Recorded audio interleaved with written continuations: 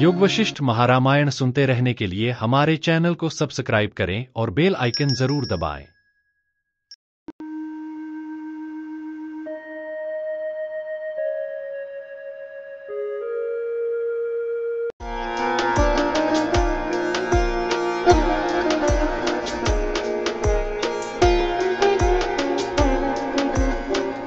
उपशम प्रकरण सर्ग 54। जलाने जल प्लावन आदि द्वारा अपने शरीर में विष्णु शरीर की भावना कर रहे उद्दालक मुनि का विकल्पों को हटाकर समाधि में विश्राम लेना। श्री वशिष्ठ जी ने कहा, हे श्री रामचंद्र जी, विशुद्ध तथा विशाल बुद्धि से इस प्रकार निर्णय कर पद्मासन लगाकर और नेत्रों को आधे नीच कर मुनि बैठ गए। जिसने ओमकार का उच्चारण किया उसको परम पद अवश्य प्राप्त हो गया, क्योंकि ओमकार यह अक्षर परम ब्रह्म का प्रधान नाम और अंतरंग प्रतीक है। अतः यह अक्षर पर ब्रह्म ही है, ऐसा निश्चय कर उद्दालक मुनि ने घंटे के अधोभाग में लटके हुए लोहे के जीव के आकार के लटकन को अच्छी तरह तारण करने से घंटे के आकाश भाग में उत्पन्न नाद की तरह ओमकार का, जिसका ऊंचा स्वर था तथा ध्वनि ऊपर को गई थी, उच्चारण किया। उद्दालक मुनि ने तब तक ओमकार का उच्चारण किया जब तक उनकी उस प्रकार से उच्चारित प्रणव ध्वनि मूलाधार से उठकर ब्रह्म रंध्र पर्यंत परिव्याप्त न हो और उनके संवित तत्व ओमकाराकार बुद्धि तत्व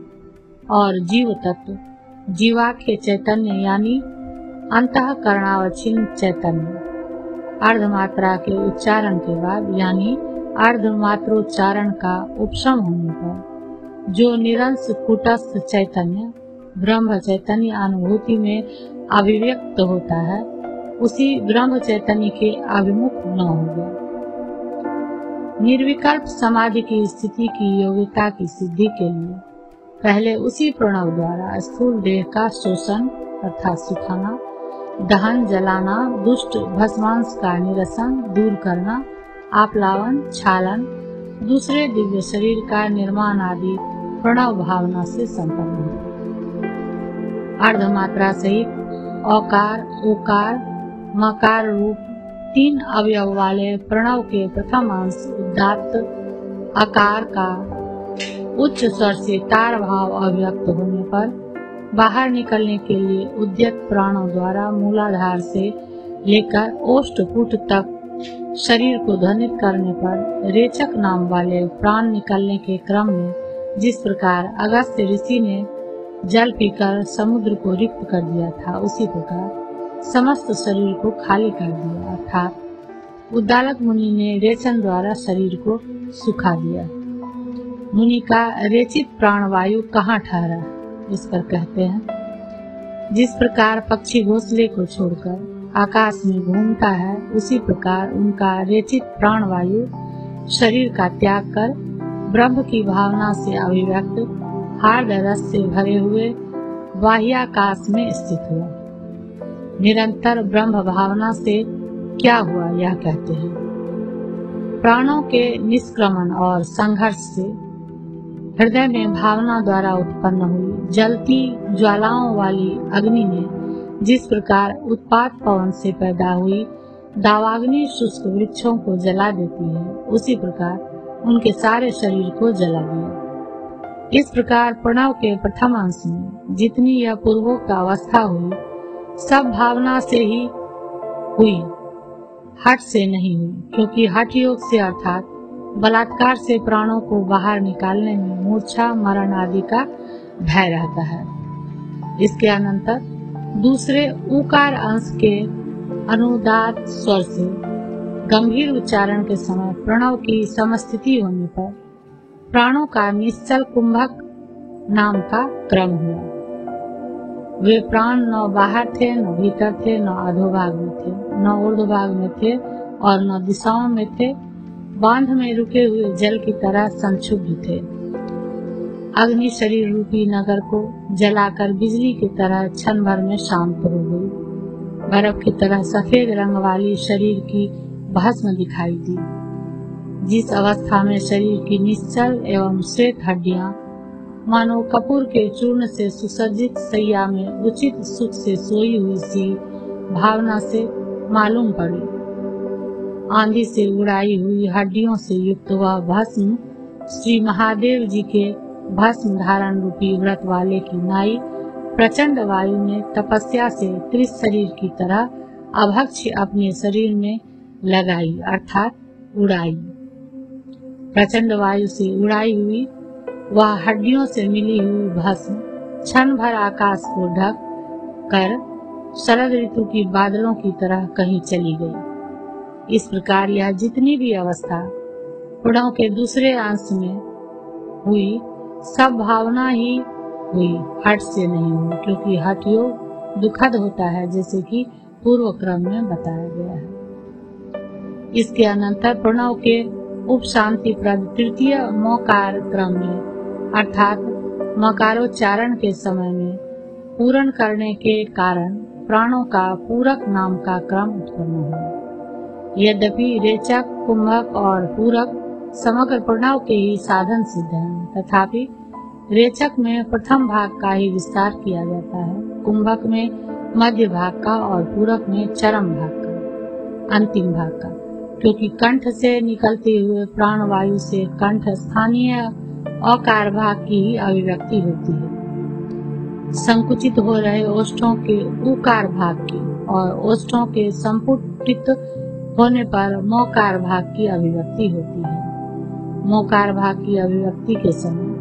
प्राण वायु यद्यपि पुनः प्रवेश करता है तो भी उसमें प्रणव के संस्कार का ही अनुवर्तन होता है, इसलिए तत्त भाग के अवसर विभाग की युक्ति है, ऐसा समझना चाहिए। इस तृतीय अवसर में जीव चैतन्य में, जीव चित्त में अर्थात जीवात्मा में भावना द्वारा भावित अमृत के अर्थात ब्रह्म के मध्य में गए हुए प्राणों ने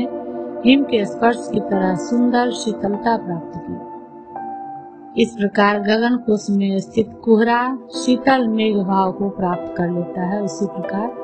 आकाश के मध्य में स्थित प्राण क्रम से चंद्रमंडलता को प्राप्त हुए। अमृतमय कलाओं के समूह से भली भांति पूर्ण एवं धर्म मेघ समाधि की तरह प्रहलाद से भरे हुए रसायन महासागर रूपी उस चंद्रमंडल में प्राण वायु जिस प्रकार गवाक्ष में झरोखों में गई हुई चंद्र किरणें स्फटिक दंडाकार हो जाती है, उसी तरह अमृतमय किरणों की धारा बन गई। जिस प्रकार महादेव के सिर पर अमृतमय गंगा की धारा गिरती है, उसी प्रकार प्राणों की वह अमृतमय धारा शेष बचे हुए शरीर की भस्म पर आकाश से गिरी। जिस प्रकार मंथन करने से चंचल मंदराचल वाले समुद्र से पारिजात वृक्ष उत्पन्न हुआ था, उसी प्रकार उक्त अमृतमय धारा से चंद्रबिंब की तरह कांति वाला चार भुजाओं से युक्त शरीर उत्पन्न हुआ। नारायण रूप से प्रादुर्भूत एवं कमल की तरह खिले हुए नेत्र एवं प्रसन्न मुख वाला अतएव कांति से मनोहर उद्दालक का शरीर अत्यंत शोभित हुआ। जिस प्रकार जल का समुदाय सरोवर को एवं वसंत ऋतु में कोमल पत्तों को पैदा करने वाले पार्थिव रस वृक्ष को सर्वांग पूर्ण बना देते हैं, उसी प्रकार अमृतमय प्राणों ने उनके शरीर को सर्वांग पूर्ण बना दिया। जिस प्रकार चंद्राकार चक्राकार भंवरों से बह रही श्री गंगा जी को जल पूर्ण करती है, उसी प्रकार प्राणों ने अंदर कुंडलिनी को पूर्ण किया। दहन प्लावन आदि द्वारा विष्णु शरीर रूप से उनकी उत्पत्ति कहने का प्रयोजन कहते हैं। जिस प्रकार शरद ऋतु में अंतिम वृष्टि से घुला हुआ और शीघ्र सूखा हुआ रास्ता वर्षा काल के कीचड़ वगैरह के नष्ट होने पर निर्मल हो जाता है, जनता के यातायात आदि कार्य के योग्य हो जाता है, उसी प्रकार उक्त ब्राह्मण का शरीर भी दहन प्लावन आदि की भावना से कलुषिता रहित होकर प्रकृत समाधि रूप कार्य में स्थित हो गया। इसके बाद पद्मासन लगाकर उस भावमय शरीर में दृढ़ता से स्थित होकर उद्दालक मुनि ने जिस प्रकार बंधन स्तंभ में हाथी को बांधते हैं, उसी प्रकार देह में पांचों इंद्रियों को बांधकर निर्विकल्प समाधि के लिए तथा मन को, जिसमें प्राणायाम द्वारा प्राण वायु रूपी मृग शांत हो चुके थे और जो आशा, लोभ, तृष्णा, उत्कंठा, प्रतीक्षा आदि के पीछे पीछे दौड़ने वाले थे, उसे स्वच्छ बनाने के लिए ऐसे उद्योग किया जैसे कि शरत काल शांत मृग वाले तथा दिशाओं में फैले हुए अपने निर्मल स्वभाव को स्वच्छ करने के लिए उद्योग करता है।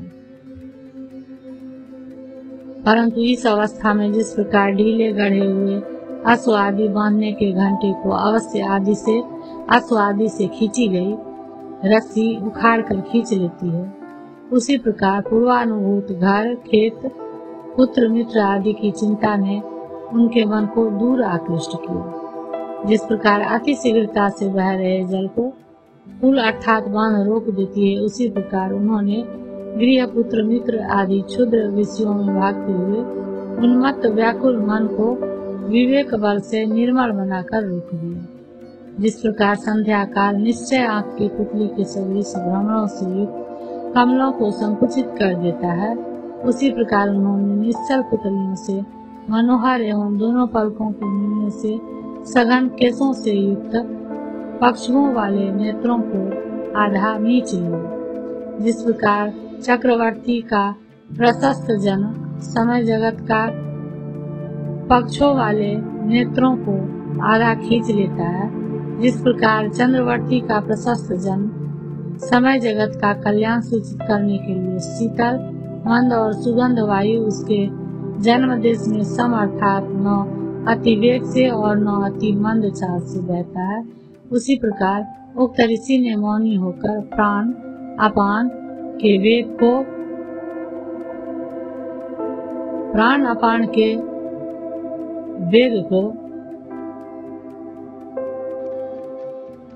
मुख में क्षोभ, वैषम्य आदि से रहित कर दिया। जिस प्रकार कछुआ अपने रंगों एवं इंद्रियों को विषयों से इस प्रकार पृथक कर देता है, जिस प्रकार तिलों से तेल पृथक किया जाता है, जिस प्रकार छोटे कुंडे से सहसा ढकी हुई मणि दूर तक फैली हुई किरणों को छोड़ देती है, उसी प्रकार समस्त बाह्य स्पर्शों को उस धीर बुद्धि वाले ने सहसा छोड़ दिया। जिस प्रकार वृक्ष पत्तों के कोष में स्थित रस को मार्गशीर्ष में नष्ट कर देता है, उसी प्रकार उन्होंने समस्त वस्तुओं का दर्शन छूट जाने से मनोवासना रूप आभ्यंतरिक विषयों को आकर्षण द्वारा बाध होने से अधिष्ठान तत्व में विलीन कर दिया। इसके बाद जिस प्रकार का मुख से कसकर बांधा हुआ जलपूर्ण औंधा बड़ा अंदर वायु के प्रवेश के बिना दूसरे छिद्रों से जल के न चुनने से इतर रंध्र कोषों को रोकता है, उसी प्रकार उन्होंने मूलाधार के अवरोध से एड़ी द्वारा मल द्वार के संकोच से नवद्वार के वायु को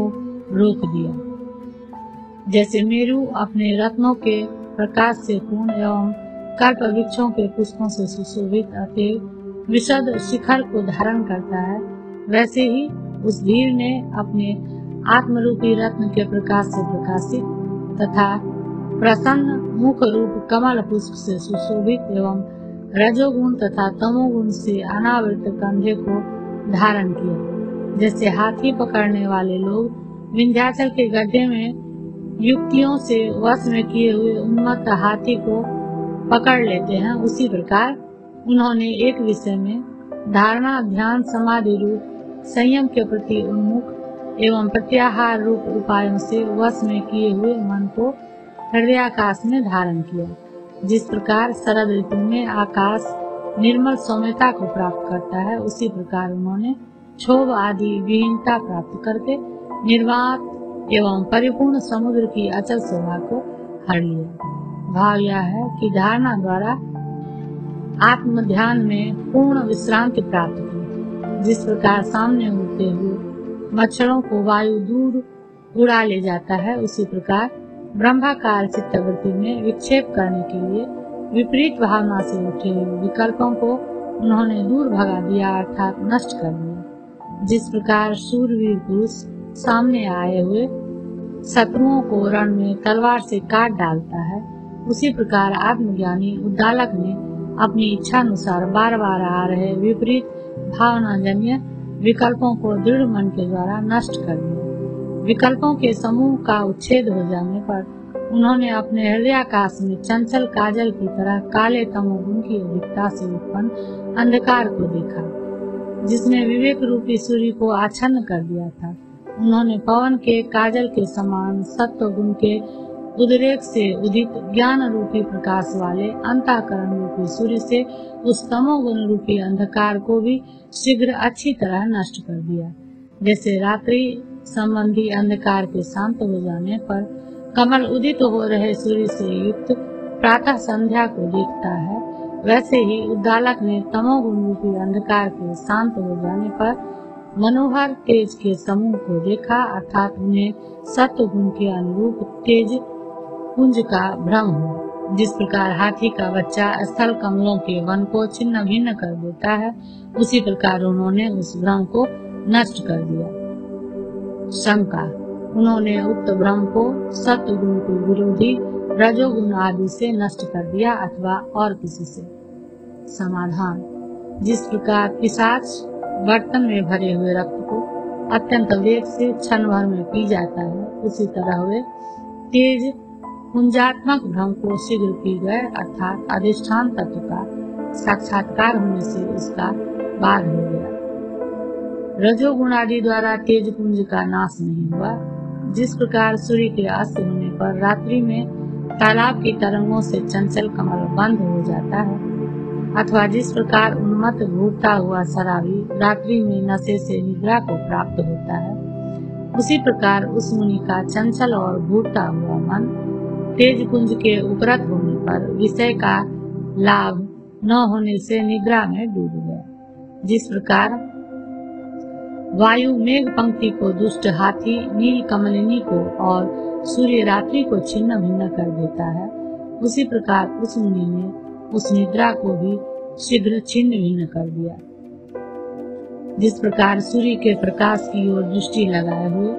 पुरुष को आकाश में बालों के गोले मयूर आदि के गुच्छ की तरह चमचमाहट प्रतीत होती है, उसी प्रकार उनके मन में निद्रा का नाश होने पर आकाश